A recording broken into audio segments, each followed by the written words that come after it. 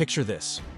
A sleek liquid blue 2017 Ford GT sits alone under dramatic spotlights in a modern showroom. Its aggressive aerodynamic profile and distinctive flying buttresses creating shadows on polished floors. This isn't just another American sports car. This is the machine that made Ferrari engineers check their math twice. In 2016, 50 years after Ford's legendary humiliation of Ferrari at Le Mans, Ford did something most people thought was impossible. They came back and won again. But this time, they did it with a twin-turbocharged V6. Let me paint you a picture of the automotive establishment's reaction. Ferrari had V8s, Lamborghini had V10s, McLaren had V8s, and Ford showed up with a 6-cylinder and 647 horsepower of pure American audacity. The 2017 Ford GT wasn't just a car. It was a $450,000 statement that shook the supercar world. Buckle up, because this story proves that sometimes less cylinders means more embarrassment for your competitors. To understand why the Ford GT is such an impossible achievement, we need to go back to 2013. Ford's executives, in a rare moment of brilliant insanity, decided to return to Le Mans for the 50th anniversary of their 1966 victory. Plot twist, they actually pulled it off. The original 1966 Le Mans win was personal. Enzo Ferrari had insulted Henry Ford II during a failed acquisition negotiation. Ford responded by building the GT40 and destroying Ferrari at their own race. Petty? Absolutely. Legendary? Without question. Fast forward 50 years. Ford could have built a nostalgic tribute with a thundering V8. Instead, they chose aggression. Engineering aggression. A 3.5-liter EcoBoost V6 twin-turbo. The same basic architecture as the engine in Ford F-150 trucks. Let that marinate. 647 horsepower. 647. From a V6 that shares DNA with a pickup truck engine. While Ferrari was nursing their naturally aspirated V8s like fine wine, Ford was proving that forced induction and American engineering could create something magnificent and faster. The specs read like science fiction. 0 to 60 miles per hour in around 3 seconds. Top speed of 216 miles per hour. A power-to-weight ratio that embarrassed cars costing twice as much. And it achieved all this while meeting emissions regulations. Let that sink in for a moment. Ford built a Le Mans-winning supercar that could pass emissions tests. The same company that gave us the Mustang II somehow figured out how to make environmental compliance look absolutely savage. But here's where Ford's strategy gets genuinely brilliant, or insane, depending on your perspective.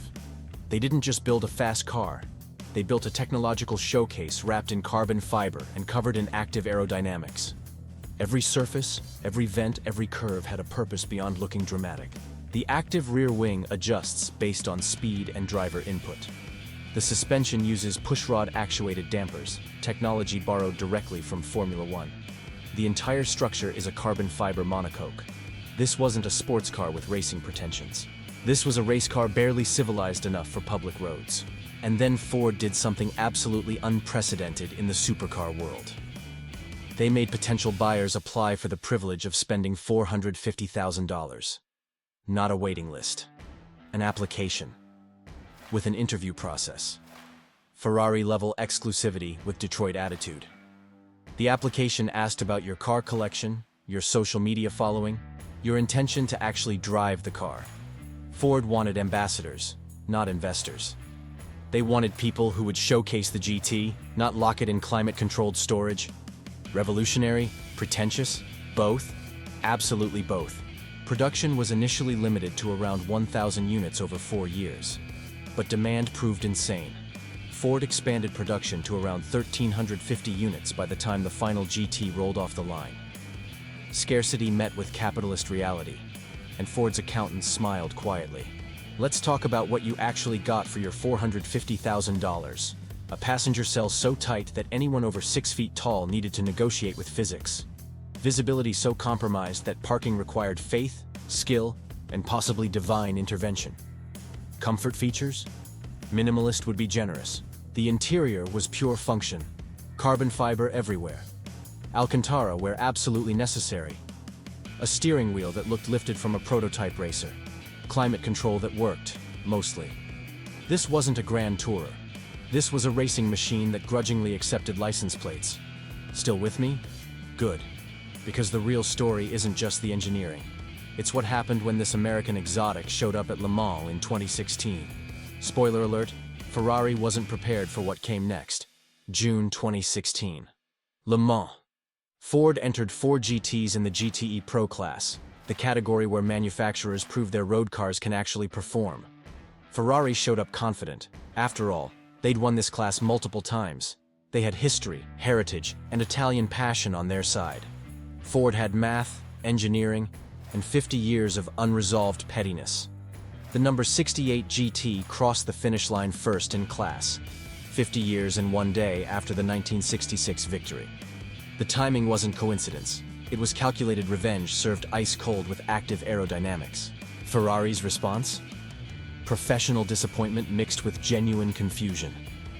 How did a V6 outperform their carefully developed V8s?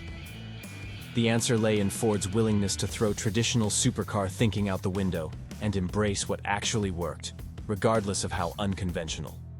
The EcoBoost V6 strategy wasn't just about power. Twin turbos meant massive torque across a broad rev range. Less reciprocating mass meant faster throttle response. Smaller displacement meant better packaging and weight distribution. Ford's engineers had done the math that mattered. Compare this to Ferrari's 488 GTB, a direct competitor with a 3.9-liter twin-turbo V8 making 661 horsepower. On paper, nearly identical performance. In reality, the GT's obsessive weight reduction and aerodynamic development gave it an edge that numbers alone couldn't capture. Or consider the Lamborghini Huracan with its naturally aspirated V10. 5.2 liters, 610 horsepower, glorious soundtrack, and slower than Ford's humble V6. The Italians brought opera. Ford brought efficiency that sounded like a turbocharged freight train, and won. McLaren's 570S made 570 horsepower from a 3.8-liter twin-turbo V8. Brilliant engineering, fantastic handling. But it lacked something the GT had in abundance: the audacity to challenge everyone's assumptions about what an American supercar could be. Here's what makes the GT genuinely special beyond the specs and the racing pedigree. It forced the automotive world to reconsider what exotic meant. Could an American company build something that stood alongside Italian and British supercars? The GT answered with a resounding yes. The design, penned by Ford's team, was pure aerodynamic aggression. Those flying buttresses weren't styling exercises. They channeled air to the rear wing. That massive rear diffuser wasn't for show. It generated legitimate downforce. Every curve, every vent, every surface worked to make the car faster. Early production cars experienced expected low-volume supercar challenges. Transmission calibration updates, suspension refinements, quality control adjustments, typical of limited-run exotic manufacturing. Ford addressed them systematically through recalls and technical service bulletins. Building a supercar to Ferrari standards took iteration and persistence. Special editions followed. The GT Competition Series, lighter, louder, more focused. The Heritage Editions celebrating Ford's racing history. Each one commanded premiums over the already substantial base price. Collectors noticed. Values began climbing before the first owners had finished making payments. Take a breath. Because here's where the story gets properly insane from a value perspective. $450,000 cars started selling for $800,000, then $1 million. Some Heritage Editions crossed $1.5 million. Why the appreciation? Limited production met with genuine automotive significance.